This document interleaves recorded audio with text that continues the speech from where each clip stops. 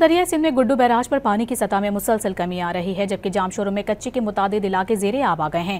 کھڑی فصلیں تباہ ہو گئی ہیں۔ سیون کے مقام پر دریائے سندھ کے پانی کی سطح مزید بلند ہونے لگی ہے۔ نوشہر و فیروز میں مزید زمینداری بند ٹوٹنے سے سڑکیں بہہ گئی ہیں۔ مکینوں کی اپنی مدد آپ کے تحت نقل مکانی کا سلسلہ جاری ہے۔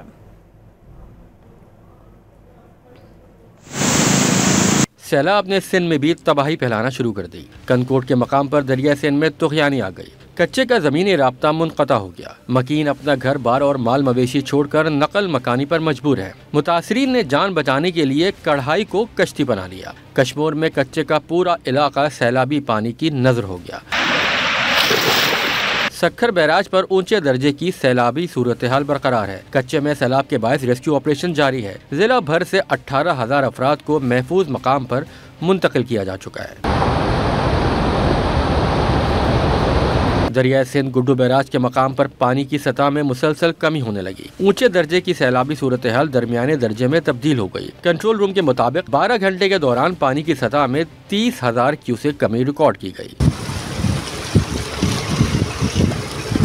جامشورو میں کوٹری بیراج کے مقام پر پانی کی سطح میں اضافے کا سلسلہ جاری ہے۔ سیلابی پانی نے سیون، مانجھند اور کوٹری کے کچے علاقوں کو اپنی لپیٹ میں لینا شروع کر دیا۔ کوٹری بیراج سے 19 سے 20 ستمبر کے دوران 4 لاکھ کیوسک سیلابی ریلا پہنچنے کا امکان ہے۔ سیلاب سے کچے کے متعدد علاقے زیر آب اور سینکڑوں ایکڑ پر کھڑی فصلیں تباہ ہو گئی۔ سیون کے مقام پر دریائے سندھ کے پانی کی سطح مزید بلند ہونے لگی۔ دریائے سندھ سے اس وقت 4,10,000 کیوسک کا سیلابی ریلا گزر رہا ہے۔